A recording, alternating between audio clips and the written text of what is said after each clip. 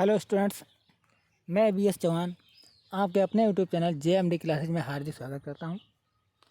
आज की क्लास कक्षा 12 के विद्यार्थियों के लिए है, जिसमें हम आज नागरिक शास्त्र का अध्ययन करेंगे। जो नागरिक शास्त्र का जो पहला चैप्टर है, दो ध्रुवीयता का अंत, इसका पहला लेक्चर हम पढ़ चुके हैं। जिन बच्चों ने पहला पार्ट का वीडियो नहीं देखा है, उसका लिंक नीचे डिस्क्रिप्शन में दिया गया, वहाँ से आप इसको देख सकते हैं। आज ये इसका दूसरा भाग है। इस अध्याय में आज हम उसके आगे का पार्ट पढ़ेंगे, तो उसकी चर्चा करेंगे। जो बच्चे जुड़े हुए हैं सेशन को शेयर कर दें। इसके साथ जो बच्चे यूपी बोर्ड एग्ज़ाम की तैयारी करना चाहते हैं, वो बच्चे हमारे चैनल से जुड़ें। इस चैनल पर सभी क्लासों की कक्षाएं विधिवत रूप से संचालित की जाती हैं, फ्री ऑफ कॉस्ट। इसके लिए आपसे कोई भी पैसा नहीं लिया जाता है। निःशुल्क कक्षाएं संचालित की जाती हैं और वह भी एक व्यवस्था के अनुसार संचालित की जाती हैं। तो आइए चलते हैं, आज के सेशन को शुरू करते हैं।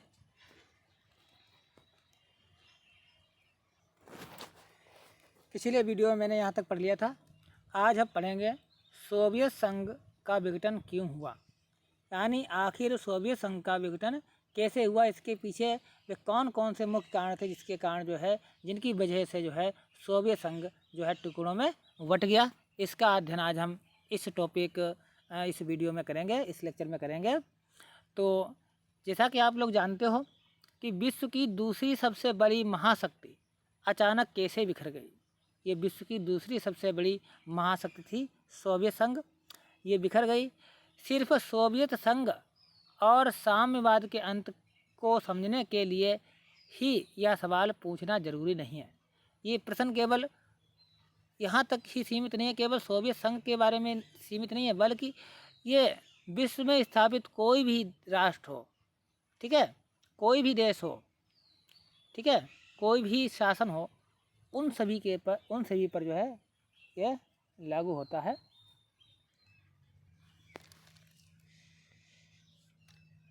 यह सवाल किसी भी राजनीतिक व्यवस्था के लिए ज़रूरी है, चाहे कोई भी राजनीतिक व्यवस्था हो, उन सभी पर यह लागू होता है।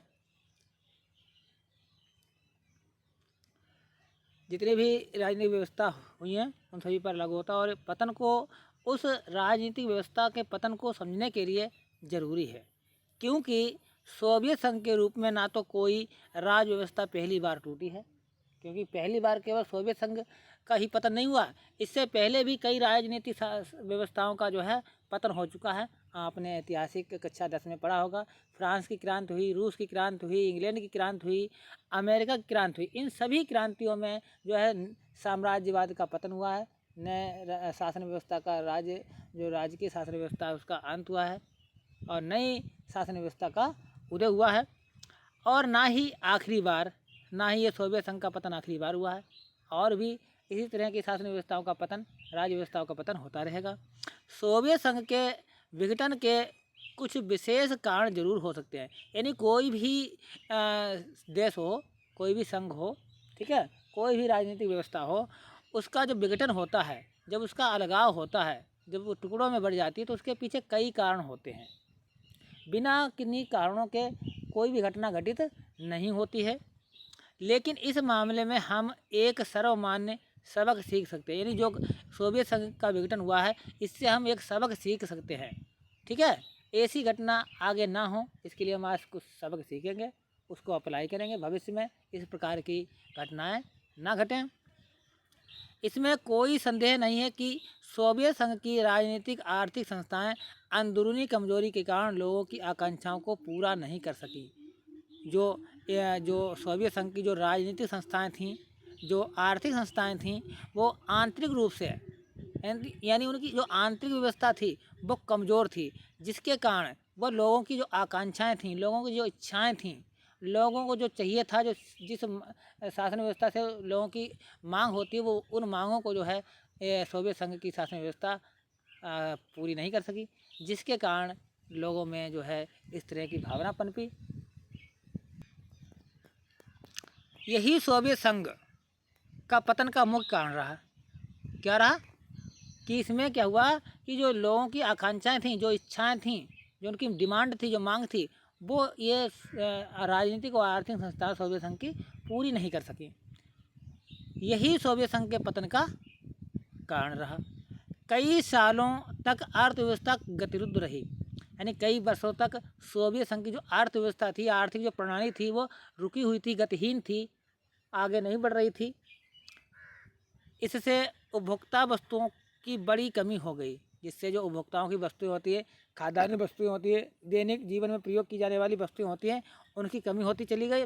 और सोवियत संघ की आबादी का एक बड़ा हिस्सा अपनी राज व्यवस्था को शक की नज़र से देखने लगा, उस पर खुलेआम सवाल करने शुरू कर दिए। यानी विभिन्न प्रकार के सब, जब कोई शासन व्यवस्था अपनी प्रजा का हित नहीं कर पाती है, तो शासन से जो है प्रजा जवाब करती है।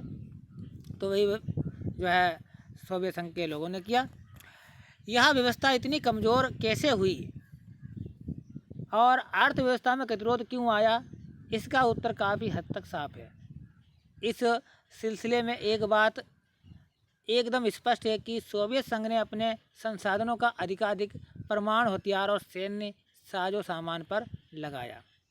भाई, ये विश्व की दूसरी सबसे बड़ी महाशक्ति थी, तो इसने क्या किया, जो परमाणु हथियार थे, परमाणु हथियार बनाने में और सैन्य व्यवस्था या रक्षा तंत्र को मजबूत करने के लिए इसने सारी व्यवस्था जो है उस पर लगा दी, सारा धन उस पर लगा दिया। प्रजा की ओर कोई ध्यान नहीं दिया। उसने अपने संसाधन पूर्वी यूरोप के अपने पिछलग्गू देशों के विकास पर भी खर्च किए, ताकि वे सोवियत नियंत्रण में बने रहें, सोवियत संघ के नियंत्रण में बने रहें। इससे सोवियत संघ पर गहरा आर्थिक दबाव पड़ा।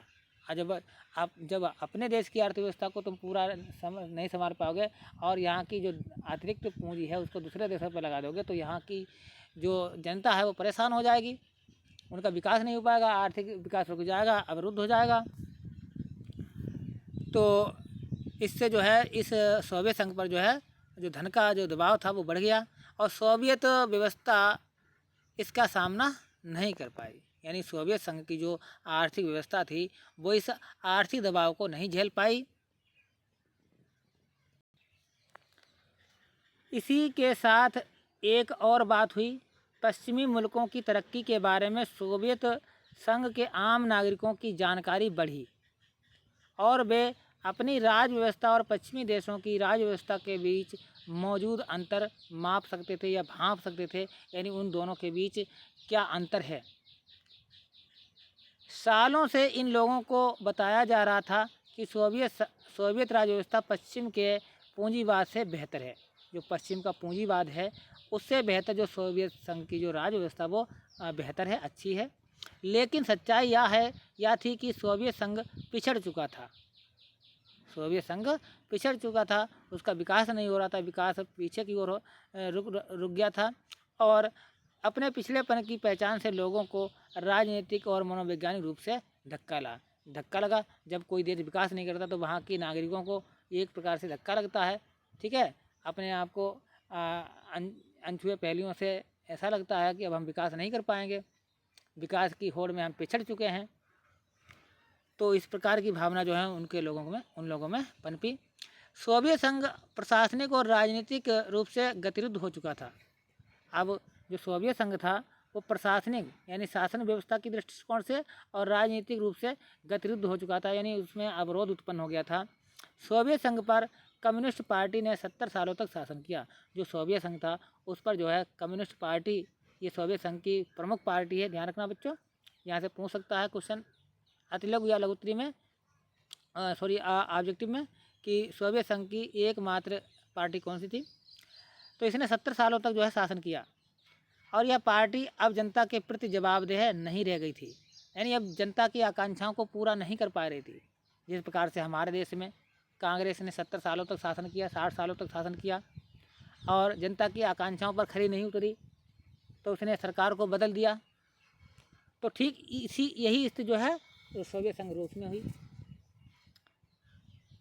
गतिरुद्ध प्रशासन, भारी भ्रष्टाचार, अपनी गलतियों को सुधारने में व्यवस्था की अक्षमता, शासन में ज़्यादा खुलापन लाने के प्रति अनिच्छा और देश की विशालता के बावजूद सत्ता का केंद्रीकृत होना, इन सारी बातों के कारण आम जनता अलग थलग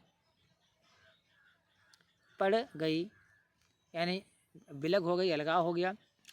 और इसमें भी बुरी बात यह थी कि पार्टी के अधिकारियों को आम नागरिकों से ज़्यादा विशेषाधिकार मिले हुए थे। क्या थे? कि आम नागरिक थे उनसे ज़्यादा इन अधिकारियों को कुछ विशेष अधिकार मिले हुए थे। लोग अपने को राज व्यवस्था और शासकों से जोड़कर नहीं पा रहे थे और सरकार का जनाधार खिसकता चला गया, यानी सरकार से लोगों का विश्वास उठ गया।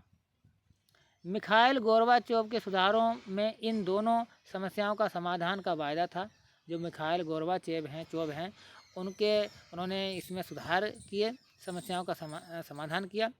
गोर्बाचोव ने अर्थव्यवस्था को सुधारने, पश्चिम की बराबरी पर लाने और प्रशासनिक ढांचे में ढील देने का वायदा किया। जब गोर्बाचोव आए, चूँकि इनका निधन जो है 2023 में हो गया, इसलिए इनका ये यहाँ से क्वेश्चन बन सकता है बच्चों, ध्यान रखना। गोर्बाचोव ने अर्थव्यवस्था को सुधारने, पश्चिम की बराबरी पर लाने, यानी पश्चिमी देशों के बराबर लाने और प्रशासनिक ढांचे में ढील देने का वायदा किया।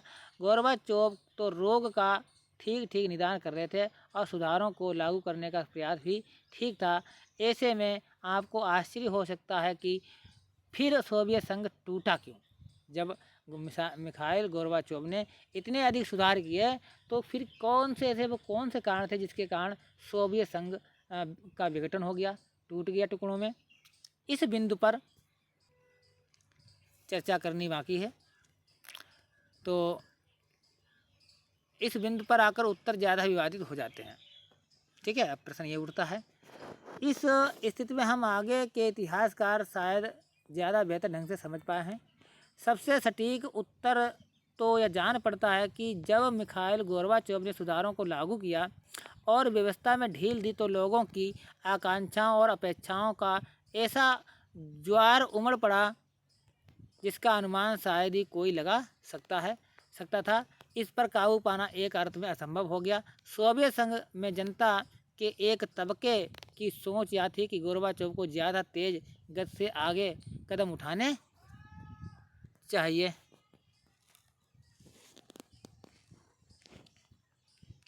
ये लोग उनकी कार्य पद्धति से धीरज खो बैठे और निराश हो गए। इन लोगों ने जैसा सोचा था वैसा फ़ायदा उन्हें नहीं हुआ था, या संभव है कि उन्हें बहुत धीमी गति से फ़ायदा हो रहा हो। जनता के एक हिस्से, खासकर कम्युनिस्ट पार्टी के सदस्य और वे लोग जो सोवियत व्यवस्था से फ़ायदे में थे, के विचार ठीक इसके उल्टे थे, विपरीत थे। इनका कहना था कि हमारी सत्ता और विशेषाधिकार कम हो रहे हैं और गोर्बाचोव बहुत जल्दबाजी दिखा रहे हैं। इस खींचतान में गोर्बाचोव का समर्थन हर तरफ से जाता रहा और जनमत आपस में बट गया और जो लोग उनके साथ थे उनका भी मोह भंग हुआ। ऐसे लोगों ने सोचा कि गोर्बाचोव खुद अपनी ही नीतियों का ठीक तरह से बचाव नहीं कर पा रहे हैं। इन सारी बातों के बावजूद संभवतः सोवियत संघ का विघटन न होता, लेकिन एक घटना ने अधिकांश पर्यवेक्षकों को चौंका दिया और सोवियत व्यवस्था के अंदर के लोग भी इससे दंग रह गए। यह घटना थी राष्ट्रवादी भावनाओं और संप्रभुता की इच्छा के उभार की। क्या घटना थी कि जो राष्ट्रवादी भावना है और संप्रभुता की इच्छा के जो उभार हुआ, मतलब इनमें इस प्रकार की जागृति भावना आई, तो जिसके कारण जो है इसका विघटन हुआ। रूस और बाल्टिक गणराज्य, जिसमें एस्टोनिया और लताविया और लिथुआनिया सम्मिलित हैं, यूक्रेन तथा जॉर्जिया जैसे जो देश हैं वो सोवियत संघ के विभिन्न गणराज्य इस उभार में शामिल थे। राष्ट्रीयता और संप्रभुता के भावों का उभार सोवियत संघ के विघटन का अंतिम और सर्वाधिक तत्कालिक कारण सिद्ध हुआ। यानी वहाँ के लोगों में राष्ट्रीयता और संप्रभुता की भावनाएं पनप गईं, जिसके कारण सोवियत संघ का विघटन हो गया। सभी देश अपने को स्वतंत्र करने में लग गए। इस मसले पर भी अलग अलग राय मिलती है। एक विचार तो यह है कि राष्ट्रीयता की भावना और तड़प सोवियत संघ के समूचे इतिहास में कहीं ना कहीं जारी थी, और चाहे सुधार होते या ना होते, लेकिन सोवियत संघ में अंदरूनी संघर्ष होना ही था। खैर, या तो इतिहास की अनिवार्यता के बारे में अनुमान लगाना हुआ, लेकिन सोवियत संघ के आकार, विविधता और इसकी बढ़ती हुई आंतरिक समस्याओं को देखते हुए ऐसा सोचना असंगत भी नहीं है। कुछ अन्य लोग सोचते हैं कि गोर्बाचोव के सुधारों ने राष्ट्रवादियों के असंतोष को इस सीमा तक भड़काया कि उस पर शासकों का नियंत्रण ही खो गया, यह नियंत्रण ही नहीं रहा। विडंबना इस बात की है कि शीत युद्ध के दौरान, जब शीत युद्ध हो रहे थे, उसके दौरान बहुत से लोग सोचते थे कि सोवियत संघ के मध्य एशियाई गणराज्य में राष्ट्रवादी आकांक्षाओं का उभार सबसे दमदार होगा, क्योंकि ये गणराज्य रूस से धार्मिक और नस्ली लिहाज से अलग और आर्थिक रूप से पिछड़े हुए थे। लेकिन हुआ यहाँ कि सोवियत संघ के प्रति राष्ट्रवादी असंतोष यूरोपीय और अपेक्षाकृत समृद्ध गणराज्यों, जिसमें रूस, यूक्रेन, जॉर्जिया, बाल्टिक क्षेत्र के में सबसे प्रबल नजर आया। यहाँ के आम लोग अपने को मध्य एशियाई गणराज्यों के लोगों से अलग थलग महसूस कर रहे थे। इनका आपस में भी अलगाव था। इन गणराज्यों के लोगों में यह भाव घर कर गया कि ज़्यादा इलाके, पिछड़े इलाकों को सोवियत संघ में शामिल रखने की उन्हें भारी भरकम कीमत चुकानी पड़ी। देखिए बच्चों, ये समरी है। सोवियत संघ के विघटन का घटना चक्र यहाँ पर दिया गया है समरी के रूप में। किस प्रकार से सोवियत संघ का विघटन शुरू हुआ और किस प्रकार से अंत हुआ, इसका एक ये फ्लो चार्ट दिया गया है। इसके माध्यम से हम समझने का प्रयास करते हैं। लिखा, मार्च 1985 मिखाइल गोर्बाचोव सोवियत संघ की कम्युनिस्ट पार्टी के महासचिव चुने गए और बोरिस येल्त्सिन को रूस की कम्युनिस्ट पार्टी का प्रमुख बनाया गया। सोवियत संघ में सुधारों की श्रृंखला शुरू हुई 1985 से। फिर 1988 में कौन सी घटना घटित हुई? लिथुआनिया में आज़ादी के लिए आंदोलन शुरू हुआ और एस्टोनिया और लताविया में भी ये जो है आज़ादी का आंदोलन विस्तारित हो गया। अक्टूबर 1989 ईस्वी में सोवियत संघ की घोषणा की वारसा समझौते के सदस्य अपना भविष्य तय करने के लिए स्वतंत्र है। नवंबर में बर्लिन की दीवार गिरा दी गई और फरवरी 1990 में जो गोर्बाचोव थे ने सोवियत संघ जो संसद थी, जिसका नाम था ड्यूमा, के चुनाव के लिए बहुदलीय राजनीति की शुरुआत की और सोवियत सत्ता पर कम्युनिस्ट पार्टी का लगभग जो है 72 वर्ष पुराना एकाधिकार जो है वो समाप्त हो गया। जून 1990 में रूसी संसद ने सोवियत संघ से अपनी स्वतंत्रता घोषित की और मार्च 1990 में लिथुआनिया स्वतंत्रता की घोषणा करने वाला पहला सोवियत गणराज्य बना। ये पॉइंट बच्चों ध्यान रखने वाला है, यहाँ से प्रश्न बन सकता है कि लिथुआनिया स्वतंत्रता की घोषणा करने वाला पहला सोवियत गणराज्य बना कब? 1990 में, मार्च 1990 में। फिर जून 1991 में एलासिन का कम्युनिस्ट पार्टी से इस्तीफा और रूस के राष्ट्रपति बने। येल्त्सिन है, सॉरी बच्चों, येल्त्सिन का कम्युनिस्ट पार्टी से इस्तीफा दे दिया और वे रूस के राष्ट्रपति बने। और अगस्त 1991 में कम्युनिस्ट पार्टी के गर्मपंथियों ने गोर्बाचोव के खिलाफ एक असफल तख्ता पलट किया और सितंबर 1991 में एस्टोनिया, लताविया और लिथुआनिया 3 बाल्टिक गणराज्य संयुक्त राष्ट्र संघ के सदस्य बने और मार्च 2000 में उत्तर अटलांटिक संधि संगठन में शामिल हुए, यानी नाटो में शामिल हुए। ठीक है, ये नाटो का संक्षिप्त फॉर्म है, फुल फॉर्म है उत्तर अटलांटिक संधि संगठन। दिसंबर 1991 में रूस, बेलारूस और यूक्रेन ने 1922 की सोवियत संघ के निर्माण से संबद्ध संधि को समाप्त करने का फैसला किया और स्वतंत्र राष्ट्रों का राष्ट्रकुल बनाया। Armenia, Azerbaijan, Moldova, Kazakhstan, Kyrgyzstan, Tajikistan, Turkmenistan और उज्बेकिस्तान भी राष्ट्रकुल में शामिल हुए। जॉर्जिया 1993 में राष्ट्रकुल का सदस्य बना और संयुक्त राष्ट्र में सोवियत संघ की सीट रूस को मिली और 25 दिसंबर 1991 को गोर्बाचेव ने सोवियत संघ के राष्ट्रपति के पद से इस्तीफा दिया और सोवियत संघ का अंत हो गया या विघटन हो गया। ये था सोवियत संघ का संक्षिप्त इतिहास।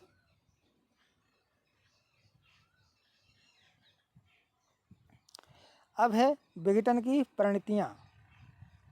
सोवियत संघ की दूसरी दुनिया और पूर्वी यूरोप की समाजवादी व्यवस्था के पतन के परिणाम विश्व राजनीति के लिहाज से गंभीर रहे हैं। इससे मोटे तौर पर 3 प्रकार के दूरगामी परिवर्तन हुए हैं या परिणाम आए हैं। हर परिवर्तन के बहुत सारे प्रभाव हुए हैं। उन सभी प्रभावों का यहाँ सूचीबद्ध करना उचित नहीं है। अव्वल तो यानी पहली बात तो यह है कि दूसरी दुनिया के पतन का एक परिणाम शीत युद्ध के दौर के संघर्ष की समाप्ति में हुआ है। यानी जो दूसरी दुनिया का पतन है, ऐसे सोवियत संघ का जो पतन है, वो पतन जो है एक परिणाम किसका है? शीत युद्ध के दौर के संघर्ष की समाप्ति में हुआ है। और साम्यवादी प्रणाली है, वो पूंजीवादी प्रणाली को पछाड़ पाएगी या नहीं, यह विचारात्मक विवाद अब कोई मुद्दा नहीं रहा है।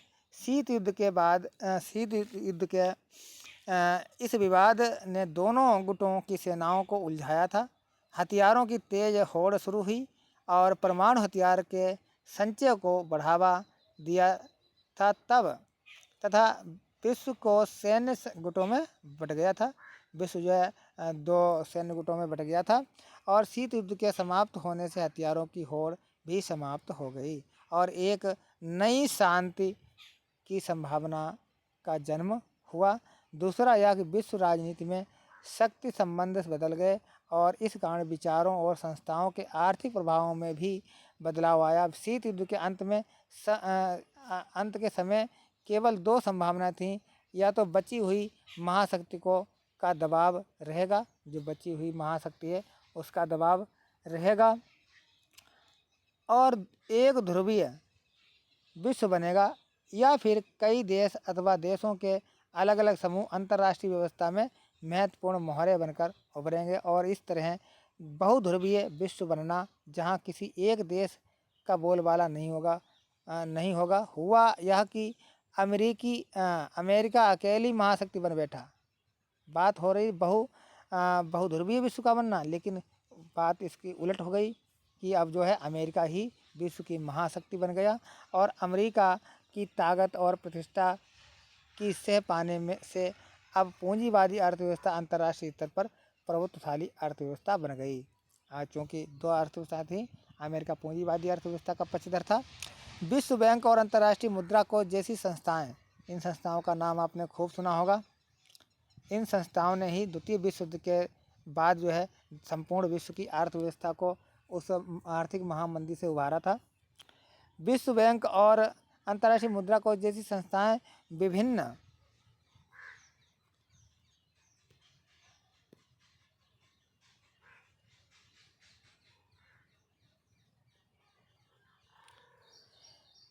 देशों की ताकतवर सलाहकार बन गईं, और क्योंकि इन देशों को पूंजीवाद की ओर कदम बढ़ाने के लिए इन संस्थाओं ने कर्ज दिया है। राजनीतिक रूप से उदारवादी लोकतंत्र राजनीतिक जीवन को सूत्रबद्ध करने की सर्वश्रेष्ठ धारणा के रूप में उभरा है। तीसरी बात यह है कि सोवियत संघ खेमे के अंत का एक अर्थ था नए देशों का उदय। इन सभी देशों को स्वतंत्र पहचान और पसंद है। इनमें से कुछ देश, खासकर बाल्टिक और पूर्वी यूरोप के देश, यूरोपीय संघ में से जुड़ना और उत्तरी अटलांटिक संधि संगठन, जिसको हम नाटो के नाम से जानते हैं, क्योंकि नाटो पिछले वर्ष रूस और यूक्रेन के युद्ध के दौरान नाटो खूब चर्चा में था, का हिस्सा बनना चाहते थे। मध्य एशियाई देश अपनी विशिष्ट भौगोलिक स्थिति का फ़ायदा उठाना चाहते थे और इन देशों ने रूस के साथ अपने मजबूत रिश्ते को जारी रखा और पश्चिमी देशों, इसमें अमेरिका, चीन और अन्य देशों के साथ इसने संबंध बनाए। इस तरह अंतर्राष्ट्रीय फलक पर कई नए खिलाड़ी सामने आए, कई नए देश सम्मिलित हुए। हर एक के हित पहचान और राजनीतिक समस्याएं अलग अलग थीं। आगे इन्हीं मुद्दों पर हम चर्चा करेंगे। साम्यवादी शासन के बाद शॉक थेरेपी, ये बहुत ही इम्पोर्टेंट बच्चों हैं। ये शॉक थेरेपी क्या है, इस पर चर्चा करेंगे। यहाँ से परीक्षा में प्रश्न पूछा जाता है। ठीक है बच्चों, यहाँ से जो है परीक्षा में प्रश्न पूछा जाता है कि शॉक थेरेपी क्या है। तो आइए जानते हैं शॉक थेरेपी क्या है। साम्यवाद के पतन के बाद, जो सोवियत संघ का पतन हो गया था और साम्यवादी अर्थव्यवस्था समाप्त हो गई थी के बाद पूर्वी सोवियत संघ के गणराज्य एक सत्तावादी समाजवादी व्यवस्था से लोकतांत्रिक पूंजीवादी व्यवस्था तक कष्टप्रद संक्रमण से होकर गुजरे। रूस, मध्य एशिया के गणराज्य और पूर्वी यूरोप के देशों में पूंजीवाद की ओर संक्रमण का एक खास मॉडल अपनाया गया। विश्व बैंक और अंतर्राष्ट्रीय मुद्रा कोष द्वारा निर्देशित इस मॉडल को शॉक थेरेपी यानी आघात पहुंचाकर उपचार करना, इसको शॉक थेरेपी कहते हैं। यानी पहले चोट पहुंचाओ, बाद में उसका इलाज करो, कहा जाता है। भूतपूर्व दूसरी दुनिया के देशों में शॉक थेरेपी की गति और गहनता अलग अलग रही, लेकिन इसकी दिशा और चरित्र बड़ी सीमा तक एक जैसे थे। हर देश को पूंजीवादी अर्थव्यवस्था की और पूरी तरह से मुड़ना था। इसका मतलब यह था कि सोवियत संघ के दौर की हर संरचना से पूरी तरह निजात पाना था, पूरी तरह छुटकारा पाना था।